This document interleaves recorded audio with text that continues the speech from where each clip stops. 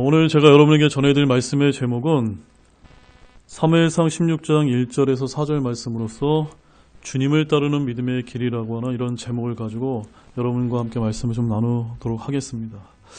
제가 이제 본문 4절 말씀을 중요 핵심 구절을 다시 말씀을 드리면, 사무엘이 주께서 말씀하신 바를 행하여 베들레헴의 이름에라고 이렇게 되어 있습니다. 사무엘이 어떻게 행했다고요? 주께서 말씀하신 바를 행했다는 것입니다. 여기에 저와 여러분들이 어떻게 이 믿음의 길을 걸어가야 할지가 아주 핵심적으로 잘 함축이 되어 있다고 믿습니다. 많은 분들이 신앙생활을 하고 있지만 내 생각대로, 내 의지대로 이렇게 우리가 하려는 그런 경향이 있는데, 우리에게는 이런 최종 권위의 하나님의 분명한 말씀이 있기 때문에 그 말씀에 따라 우리가 행하고 순종하고 걸어가야 된다는 것이 오늘 이제 본문이 말씀하시는 아주 핵심 주제가 되겠습니다. 오늘 본문 말씀에 제가 이제 배경을 좀 말씀을 드리게 되면, 이스라엘의 초대 왕이 누구였습니까? 사울 왕이었고, 그 다음 왕이 그의 사위였던 다윗 왕이었습니다. 그런데 이제 이스라엘의 백성들의 요구로 이제 세운 이 사울 왕이 실패하면서, 그로 인해서 이 대언자 사무엘이 슬픔과 낙심 가운데 있었을 때의 상황이 오늘 사무엘상 16장의 배경이 되겠습니다. 그때 다시금 하나님의 뜻과 계획을 이루시기 위해서 차기 왕인 다윗을 세우도록 주님께서 오늘 본문 말씀을 통해서 사무엘에게 자신의 말씀을 주셔서 이에 순종하도록 나아가도록 이끄시는 것이 오늘 말씀의 배경이라는 것을 먼저 잊지 마시기 바랍니다. 주님께서는 이 말씀들을 통해서 오늘날 신약시대를 살아가는 우리들에게도 매우 귀한 영적 교훈들을 던져주고 있다고 믿습니다. 이런 말씀을 통해서 저와 여러분 모두가 주님을 따르는 믿음의 길이 무엇인지 우리가 사무엘의 믿음을 통해서 우리가 깊이 묵상해보는 그런 귀한 시간이 되시기를 바랍니다. 자, 그러면 지금부터 본문에 담겨있는 한 5가지 정도의 영적인 교훈들을 우리 하나하나씩 좀 살펴보는 시간을 갖도록 하겠습니다. 먼저 첫 번째 교훈은, 우리가 실패할지라도 주님의 뜻과 계획은 실패하지 않습니다 라는 부분입니다. 먼저 1절을 함께 읽겠습니다. 주께서 사무엘에게 이르시되 내가 이미 사울을 버려 이스라엘을 통치하지 못하게 하였거늘 내가 어느 때까지 그를 위하여 애곡하려느냐. 기름을 내 뿔에 채우고 가라. 내가 너를 베들레헴 사람 이새에게로 보내리니 내가 나를 위하여 그의 아들들 가운데서 한 왕을 예비하였느니라 하시니. 여기 1절 상반절을 이제 여러분이 보시게 되면 뭐라고 이제 기록이 되어 있습니까? 주께서 사무엘에게 이르시되 내가 이미 사울을 버려 이스라엘을 통치하지 못하게 하였거늘 내가 어느 때까지 그를 위하여 애곡하려느냐라고 말씀하고 있습니다. 이게 무슨 뜻입니까? 이스라엘의 백성의 그 열렬한 요구에 따라 사울 왕을 대언자 사무엘을 통해서 기름 부음으로 세웠는데, 그가 하나님께 불순종함으로 말미암아 하나님께서 더 이상 이스라엘을 통치하지 못하도록 했는데, 누가 지금 슬퍼하고 있습니까? 그 사울 왕을 세웠던 사무엘이, 물론 책임감 때문이었는지 모르겠지만 너무나 지금 애곡하고 있다고 지금 여기서 이렇게 말씀을 하고 있는 것입니다. 이렇게 이스라엘의 초대 왕인 사울이 하나님의 뜻을 거역하고 버림받음으로 마치 하나님께서 허락하신 이스라엘의 왕정제도가 실패한 것처럼 보였습니다. 그러나 나머지 1절 하반절을 읽어보면 또 뭐라고 기록되어 있습니까? 기름을 내 뿔에 채우고 가라. 내가 너를 베들레헴 사람 이새에게로 보내리니 내가 나를 위해 그의 아들들 가운데서 한 왕을 예비하였느니라 하시니. 즉 하나님께서는 이스라엘의 새로운 왕이 될 사람을 미리 이새의 집에 예비해 두심으로 이스라엘의 왕정제도가 계속 유지되도록 계획하셨음을 우리가 볼 수가 있습니다. 이처럼 우리가 이러한 사실을 얻을 수 있는 첫 번째 교훈은, 하나님께서 도구로 세우신 또는 사용하신 인간들의 실패에도 불구하고 하나님의 뜻과 계획은 중단되거나 실패하지 않는다는 것을 저와 여러분에게 가르쳐주고 계십니다. 이처럼 하나님의 뜻과 계획은 당신의 뜻을 이루기 위한 인간의 상태와 관계없이 이루어지심을 믿으시기 바랍니다. 사랑하는 여러분, 우리는 믿음이 연약하고 심지가 굳지 못합니다. 그래야 언제든지 세상의 유혹에 흔들리고 실패할 가능성을 지니고 있습니다. 그것은 하나님의 일의 도구로 사용된 믿음의 사람들이라고 결코 예외가 아닙니다. 아무리 하나님에 의해서 선택되고 하나님의 일을 능력 있게 감당하던 사람이라 할지라도 조금만 방심하면 영락없이 실패를 맛보게 된다는 점입니다. 그런 대표적인 인물을 우리는 본문에서 오늘 사울왕을 통해서 어렵지 않게 발견하게 됩니다.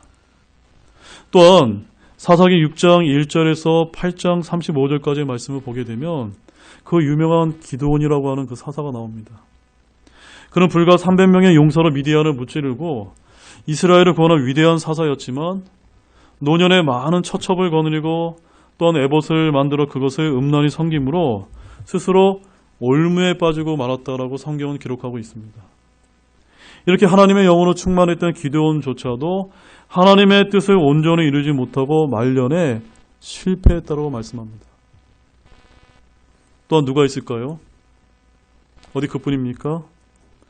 삼손이라는 사람도 블레셋의 압제로부터 백성을 구원하도록 세운 사사였지만 그도 들릴라라고 하는 그 여인의 유혹에 못 이겨서 결국 실패하고 말았습니다. 이것이 바로 인간의 연약함이자 죄성을 가진 인간의 실상입니다. 그렇다면 여러분, 이렇게 하나님의 일을 위해 세움을 받은 사람들이 실패한 것으로 인하여 이스라엘을 구원하고자 하신 하나님의 뜻이 실패했던 것일까요? 물론 하나님의 사람들이 실패한 당시로서는 하나님의 뜻도 실패한 것처럼 보일 수 있습니다. 하나님의 뜻을 수행하는 사람이 실패하였으므로 그렇게 보이는 것은 당연해 보입니다. 그러나 오늘 본문에서도 사울의 실패로 말미암아 이스라엘의 하나님의 뜻에 합당한 왕국을 세우시는 것이 마치 실패하여 돌아간 것처럼 보입니다. 그러나 하나님의 사람들이 실패하였다고 해서 하나님의 뜻이 실패로 돌아간 것은 아니라는 점을 여러분이 분명히 깨닫기 바랍니다. 당장은 우리 눈에 그렇게 보여도 궁극적으로는 하나님의 뜻은 계속해서 중단 없이 이루어진다는 것입니다. 우리는 이런 사실을 통하여 우리를 향한 하나님의 구원 계획 역시도 확실히 이루어 오셨음을 잘 알고 계십니다. 창조 이래로 하나님의 구원과 구원의 계획과 역사는 우리 인간의 실패로 인하여 단 한순간이라도 중단된 일이 있었습니까? 결코 그런 일은 없었습니다. 하나님의 구원의 역사는 우리 인간들의 실패에도 불구하고 지금까지 면면이 이어져 왔음을 성경과 역사가 우리에게 증언하고 있는 것입니다. 이에 하나님께서는 이스라엘을 통로로 택하셔서 인류를 구원할 메시아이신 주 예수 그리스도를 오시도록 계획하셨습니다. 그러나 그들은 오직 예수 그리스도를 십자가에 못 박아 죽이는 죄를 범하고 말았습니다. 그렇다고 해서 인류를 구원하시는 하나님의 뜻이 실패했던 것일까요? 그렇지 않습니다. 이처럼 우리는 어떠한 절망적인 순간에도 우리를 향한 하나님의 계획이 반드시 이루어짐을 굳게 믿으시고 결국 그분의 뜻을 이루시게 됨으로 인해 주님을 온전히 신뢰하는 모든 분들이 되시기를 바랍니다. 우리 시편 33편 9절에서 11절 말씀을 한번 가보시겠습니다. 그분께서 말씀하심에 그것이 이루어졌으며 그분께서 명령하심에 그것이 굳게 섰도다. 주께서 이교도들의 계획을 무산시키시며 백성들의 계략들을 무효로 만드시는도다. 주의 계획은 영원히 서고 그분의 마음의 생각들은 모든 세대에 이르리로다. 아멘. 이 말씀 여러분 굳게 붙으시기 바랍니다. 지금 우리가 살고 있는 이 시대가 굉장히 어두운 시대이기 때문에 우리의 원함과 달리 굉장히 이상한 방향으로 흘러가고 있다는 생각을 많이 우리가 지울 수가 없습니다.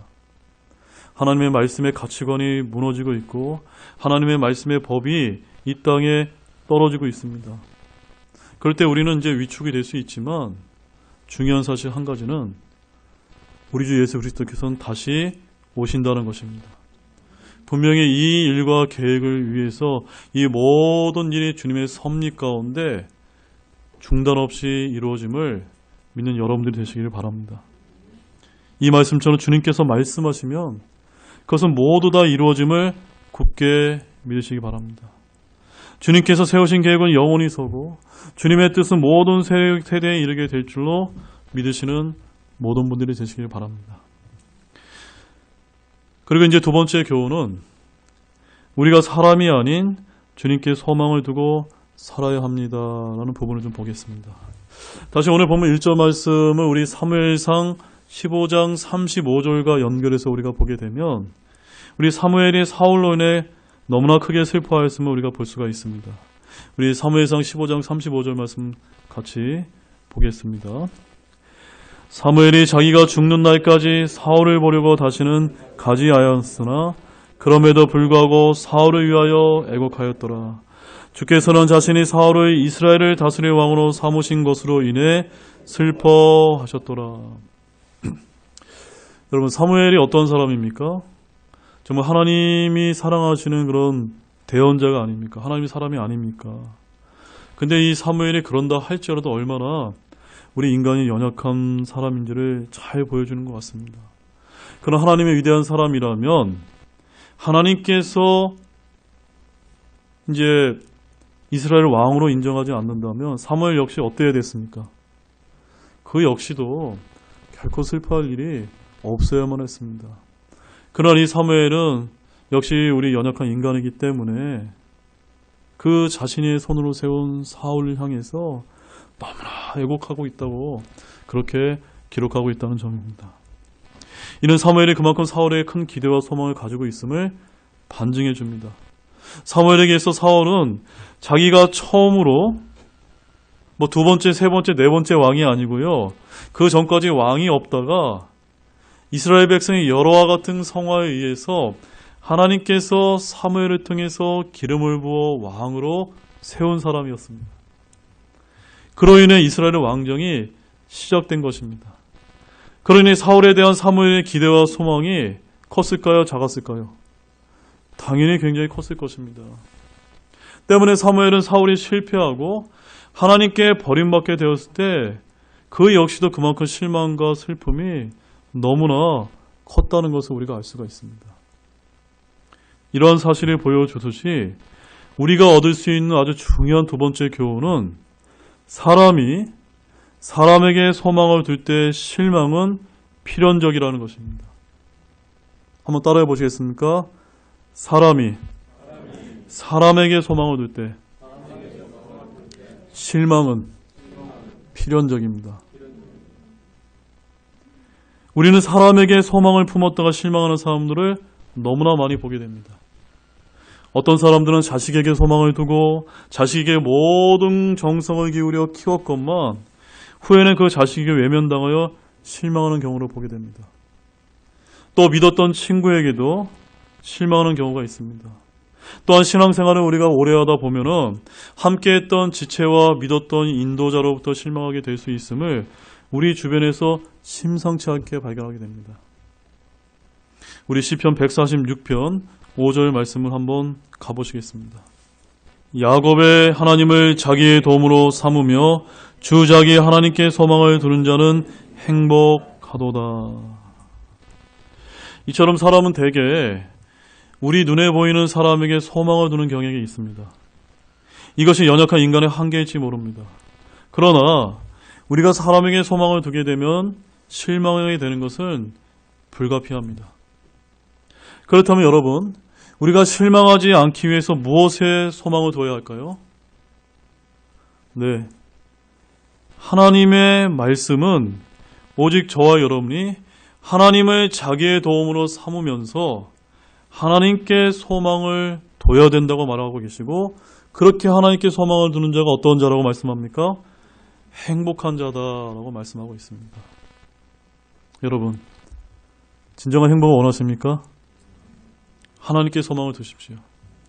하나님께 소망을 두는 자는 결단코 실망하는 일이 없습니다. 왜 그럴까요? 하나님은 완전한 분이기 때문입니다. 하나님은 실패하는 일이 없으시기 때문입니다. 하나님의 말씀과 약속은 반드시 이루시기 때문입니다. 야고보서 1장 17절 말씀에 보면은 이런 말씀이 있습니다. 모든 좋은 선물과 모든 완전한 선물은 위에서 오며 빛들의 아버지로부터 내려오거니와 그분께는 변함도 없고 회전하는 그림자도 없느니라 라고 말씀합니다. 하나님께는 변함도 없고 회전하는 그림자도 없느니라. 회전하는 그림자가 없다는 게 뭔 뜻입니까? 하나님은 결코 변함이 없는 분이라는 것입니다. 바로 이 말씀처럼 하나님을 소개하고 있는데 우리 인간은 어떻습니까? 우리 인간은 조금만 잘해주면 그에 따라 좋게 반응하다가 조금만 실망하면 금방 돌아서는 것이 우리 변화무쌍한 우리 사람들의 죄인의 속성입니다. 사람들은 변하기도 하고 실패도 하는 그런 존재지만 우리 하나님은 어떻습니까? 결코 변함도 없고 회전하는 그림자도 없으며 실패도 없으신 분입니다. 때문에 우리가 하나님께 소망을 두면 결코 실망치 않을 것입니다. 그러므로 사랑하는 여러분, 이제 여러분의 소망을 사람에게 두어서 낙심하지 마시고 하나님께 두어 참된 기쁨을 누리는 모든 분들이 되시기를 바랍니다. 예레미야서 17장 7절에 이런 말씀이 있습니다. 주를 신뢰하며 주를 소망으로 삼는 사람은 복이 있나니. 이 말씀을 믿으십니까? 여기 계신 모든 분들이 복 있는 분들이 되시기 원합니다. 그 방법은 주님만을 신뢰하고 주님만을 소망으로 삼는 것입니다. 세 번째 교훈은 우리가 어려운 문제를 만났을 때 하나님의 말씀에 더 귀를 기울여야 합니다. 여러분 어떻습니까? 여러분이 어떤 어려운 일을 여러분들이 주변에서 겪게 됐을 때 여러분 어디에다 더 귀를 기울이십니까? 여러분 주변에 이제 가까운 사람들의 귀에 더 귀를 기울이지 않습니까? 근데 믿음의 사람은 어떤 모습을 보여주냐면요. 내가 어떤 문제가 터졌을 때 하나님께 겸손한 마음으로 기도하고 온유한 마음으로 하나님이 내게 이 문제를 왜 우리에게 허락을 하셨고 주님 나는 어떠한 길을 걸어가기를 원하시는지 말씀을 통해서 우리에게 깨달음으로 주시고 빛을 주신다는 것입니다. 이것을 여러분 믿으십니까? 오늘 본문 1절에서 4절을 보게 되면 사무엘은 자기의 손으로 세운 사울을 버리고 다른 사람을 왕으로 세워하는 매우 어려운 문제에 빠졌습니다. 왜 어려웠을까요, 여러분? 그것은 사울이 아무리 자기가 기름 부어 세운 왕이라 할지라도 다른 왕을 세우려 한다고 하는 것을 안다면 사무엘의 목숨이 위험에 빠질 수도 있었기 때문입니다. 비록 하나님께 버림받은 사울일지라도 자기 외에 다른 사람이 왕으로 등극하는 것을 인정하지 못할 것이 분명했기 때문입니다. 그런데 이런 문제가 생겼을 때 사무엘은 사람들의 말이 아닌 하나님의 말씀에 더 기울였다는 사실을 주목하시기 바랍니다. 말씀에서 문제 해결을 찾았다는 점입니다. 이런 사무엘의 모습은 저와 여러분의 역시 삶에 있어서 우리가 우리 능력을 해결할 수 없는 아주 어려운 문제를 만났을 때는 하나님의 말씀에 더욱더 귀 기울여야 한다는 세 번째 교훈을 우리에게 전해주고 있습니다. 우리는 흔히 어려운 문제를 만났을 때 무엇부터 하십니까? 근심과 염려와 걱정부터 우리 시작하기 마련입니다. 이래서는 안 되는데 저래서는 안 되는데 하며 어떠한 해결책을 나 자신의 힘과 노력으로 해결하려고 모색합니다. 그러나 이러한 모습은 우리 하나님께서 원하시는 모습이 아니라는 것을 믿으시기 바랍니다. 이럴 때일수록 우리는 하나님께서 나에게 무엇을 말씀하실지 더 귀를 기울이고 하나님께서 하시는 말씀을 경청한다는 자세로 또한 기도하는 자세를 가지셔야만 합니다. 우리 사무엘상 3장 10절 말씀 한번 가보십시오.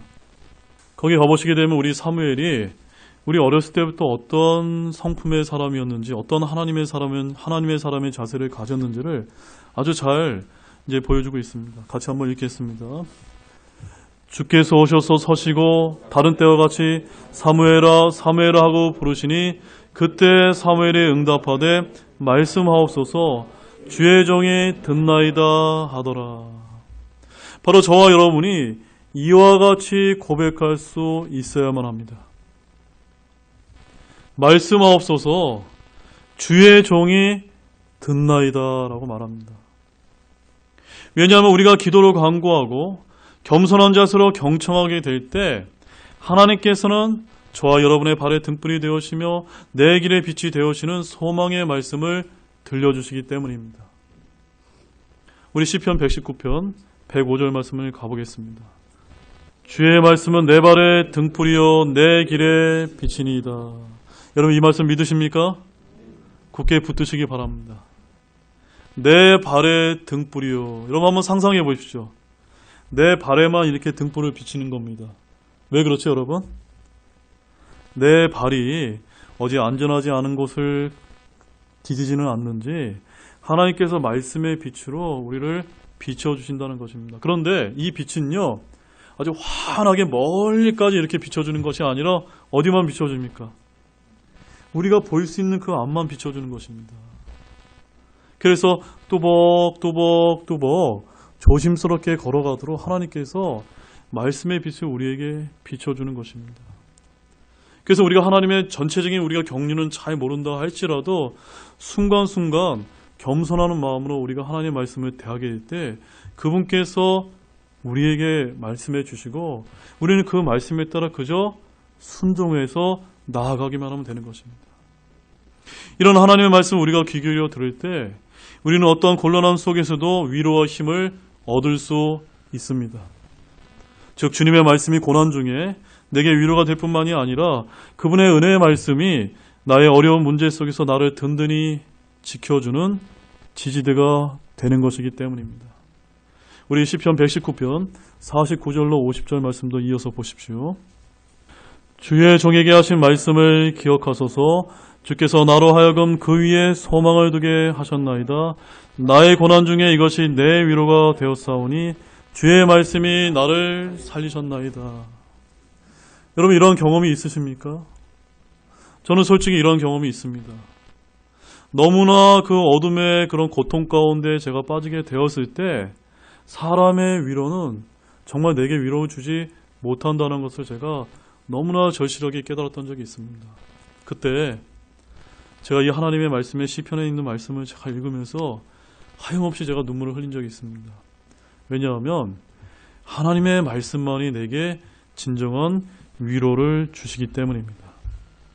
그러므로 사랑하는 우리 형제자매 여러분, 우리들의 삶 가운데 감당하기 어려운 문제들이 여러분에게 혹시 생기셨다면 그것 때문에 고민하고 갈등하다 끝내 좌절하지 마시고 먼저 하나님께 기도를 구하고 하나님의 말씀인 성경을 펼치십시오. 그리고 그것으로부터 잔잔하게 들려오는 하나님의 메시지에 귀 기울여서 하나님의 말씀을 조용히 들어보십시오. 분명히 그 말씀 속에 여러분을 향하신 분명한 위로가 있고 여러분이 도저히 해결할 수 없는 어려운 문제의 해답이 들어있다는 점입니다. 그 말씀으로 인해 여러분이 주님의 평안과 기쁨을 누릴 수 있을 것입니다. 이제 네 번째 교훈은 주님은 그분의 뜻에 순종하는 자들에게 길을 선하게 열어주십니다. 한번 따라해 보시겠습니까? 주님은 그분의 뜻에 순종하는 자들에게 길을 선하게 열어주십니다. 이거 여러분 굳게 믿으셔야만 됩니다. 내가 굳게 믿는다고 말은 하지만 우리의 믿음이 연약하기 때문에 과연 내가 하나님의 말씀대로 행했을 때 선하게 인도해 주시는 것이 맞을까라고 우리가 많은 염려를 하게 됩니다. 근데 분명한 사실은 진짜 그렇다는 것입니다. 우리 본문 2절 말씀 한번 같이 읽겠습니다. 사무엘이 이르되 내가 어찌 갈 수 있으리이까 사울이 그것을 들으면 나를 죽이리이다 하매 주께서 이르시되 암송아지를 끌고 가서 말하기를 내가 주께 희생물을 드리러 왔다 하고. 자, 말씀은 이제 잘 보십시오. 이새의 집에 가서 하나님께서 예비하신 자에게 기름을 부으라는 하나님의 명령과 관련해서 사무엘은 진짜로 하나님의 말씀대로 행하게 될 때 어떤 일이 벌어질 수 있다고 대답하고 있습니까? 사울왕이 자신을 죽일 것이라고 하는 아주 불신앙적인 답변을 주님께 지금 솔직하게 지금 드리고 있습니다. 근데 하나님께서는 그러한 불신앙적인 답변을 하는 사무엘을 책망하지 않고 아주 사랑스럽고 친절하게 염려하는 사무엘에게 지금 뭐라고 말씀해주고 계십니까? 암송아지를 끌고 가서 주께 희생물을 드리러 왔다라고 이렇게 말하면서 3절처럼만 하면 된다라고 지금 친히 격려해주고 계시다는 것입니다. 너무나 아름답지 않습니까? 우리 하나님 이런 분이십니다. 우리 3절 말씀도 읽어보시겠습니다. 이새를 희생물 드리는 일에 부르라. 내가 행한 일을 내가 내게 보여주리니 너는 내가 내게 지명하는 자에게 나를 위해 기름을 부을지니라 하시니라. 우리가 이러한 말씀에서 하나님의 마음을 아셔야 됩니다. 하나님께서는 하나님을 사랑하는 자, 하나님을 신뢰하는 자, 하나님께 소망을 주는 자에게는 결코 책망하지 아니하십니다. 우리가 조금만 실수를 한다 하더라도 정말 부드럽게 하나님께서는 우리에게 이끌어 주심을 믿으시기 바랍니다. 이렇게 하나님께서 주신 말씀대로 행하여 사무엘은 무사히 하나님의 명령을 수행할 수 있었습니다. 우리는 이러한 사실을 통해서 네 번째 교훈을 얻을 수가 있는데요. 하나님께서 당신의 사람에게 사명만 주시고 무관심한 분이 아니라 당신의 뜻에 순종하는 사람들에게 나아갈 길을 선하게 열어주시는 분임을 알 수가 있습니다. 하나님께서는 당신의 뜻을 따르는 백성들을 그냥 내버려 두지 아니하십니다. 이렇게 하나님의 목적은 당신의 뜻을 따르는 자들을 곤란한 증에 빠뜨리는 것이 아니라 그들의 길을 열어주시고 책임지심으로 그 뜻을 이루어 주시는 것입니다. 실로 하나님은 당신의 뜻을 따르는 자들이 가야 할 길을 막지 아니하시고 오히려 늘 풍성케 하시며 그 길을 가르쳐 열어주십니다. 다만 우리 편에서는 주님의 말씀을 온유하게 겸손하게 받아들이는 경청의 자세가 필요하며 그렇게 되면 주님께서 자신의 길을 가르쳐 주신다고 약속하고 계십니다. 우리 시편 25편 9절 말씀을 한번 가보겠습니다. 그분께서 온유한 자를 판단의 공의로 지도하시리니 곧 온유한 자에게 자신의 길을 가르치시리로다. 어떠한 자에게 지도하시고 어떠한 자에게 가르치십니까? 온유한 자에게. 내 마음이 높아져 있어서 하나님의 말씀을 받을 준비가 되어 있지 않으면요, 하나님께서는 절대로 판단의 공의를 주지 않습니다. 절대로 지도하거나 제대로 가르쳐 주지 않습니다. 왜냐하면 내 마음의 상태가 완고하게 이렇게 딱딱하게 굳어 있는 상태에서는 그 어떠한 말을 해도 듣지 않을 걸 아시기 때문입니다. 오늘날 많은 신자들이 더 분명하고 올바른 진리의 말씀을 깨닫지 못하는 이유가 바로 여기에 있습니다. 주님께서는 온유한 자를 지도하시고 가르치십니다. 우리의 마음이 온유하지 못하면 우리의 완고한 고집 때문에 하나님께서 진정으로 우리에게 주시고자 하는 깨달음을 놓칠 수 있다는 것을 잊지 마시기 바랍니다. 그러므로 사랑하는 여러분, 만약 여러분의 삶이 하나님의 말씀을 따르는 삶이라면 사무엘처럼 그 길이 어렵고 곤란한 길이라 보이더라도 두려워하거나 실망하지 마십시오.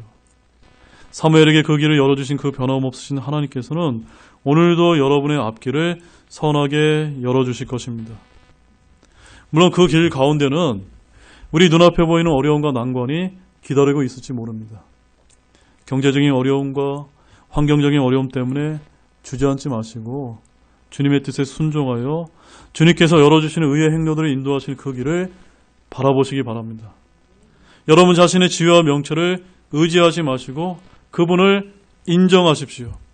그러면 주님께서 여러분의 행로들을 지도해 주실 것입니다. 우리 잠언 3장 5절에서 6절 말씀도 한번 가보겠습니다. 내 마음을 다하여 주를 신뢰하고 내 자신의 명철을 의지하지 말지어다. 내 모든 길에서 그분을 인정하라. 그리하면 그분께서 내 행로들을 지도하시리라. 여러분 명철이 뭡니까? 명철이? 우리 영어 성경에 보면 understanding이라고 되어 있습니다. 근데 우리는 어디서 understanding을 해야 됩니까? 하나님의 말씀을 통해서 나의 부족함을 깨달을 수 있도록 이해심을 주는 겁니다. 그런데 우리는 내가 살아온 환경, 내가 살아온 배경, 내가 살아온 지식과 학식으로 인해서 내 자신의 명철을 의지하기 때문에 사람이 하나님의 말씀으로 나아가지 못하는 것입니다.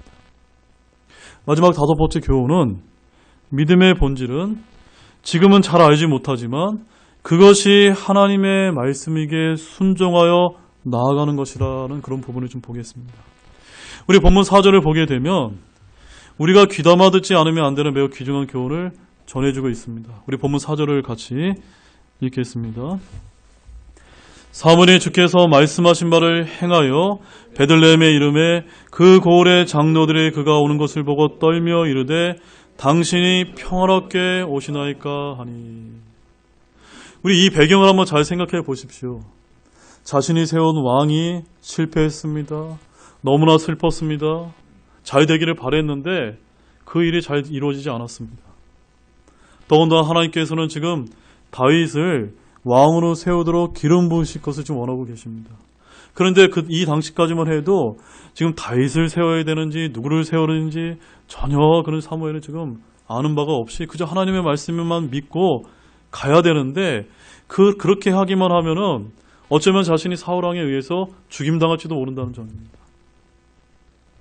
여러분 사무엘을 한번 주목해서 보십시오.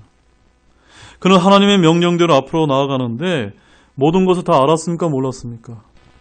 다 알고 나아간 것이 아니었다는 점입니다.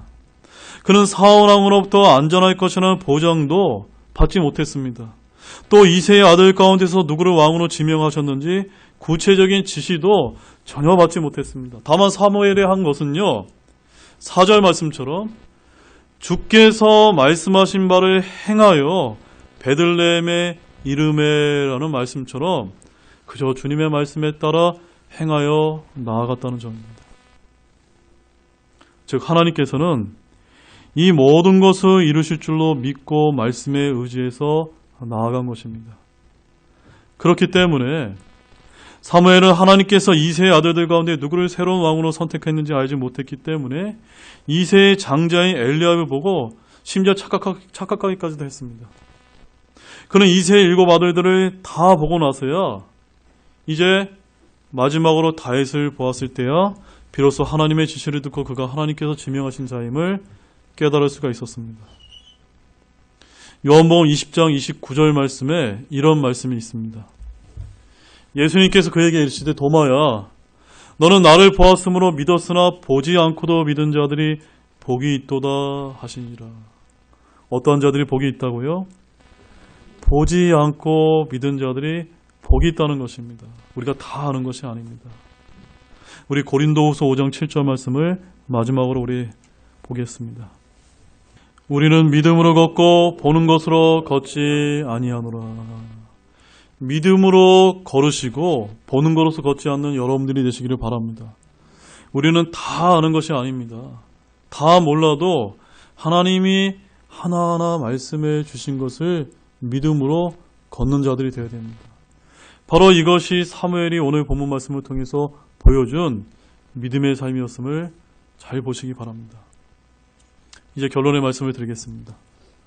지금까지 나눈 영적 것 5가지를 이제 정리를 해드리면, 첫째, 우리는 실패할지라도 주님의 뜻과 계획은 실패하지 않습니다.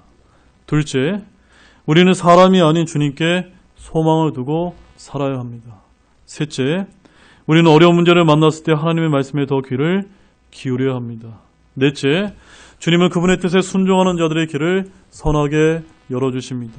다섯째, 믿음의 본질은 지금은 잘 알지 못하지만 그것이 하나님의 말씀에게 순종하여 나아가는 것입니다.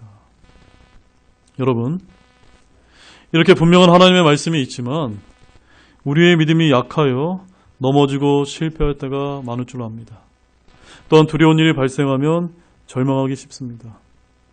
그래서 비록 저와 여러분이 쉽지는 않지만 우리는 주님을 따르는 믿음의 길을 먼저 본을 보여준 이런 사무엘의 삶에서 교훈을 찾아야만 합니다. 지금 당장은 저와 여러분들이 이해가 가지는 않지만 한 발짝 한 발짝 하나님의 말씀에 순종해서 걸어가야 합니다. 그렇게 될 때 저와 여러분을 주님께서 선하게 인도하신다는 그런 소망 가운데 살아갈 수 있으리라 믿으시기 바랍니다.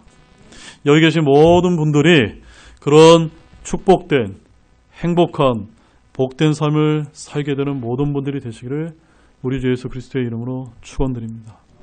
우리 다 같이 일어나시겠습니다.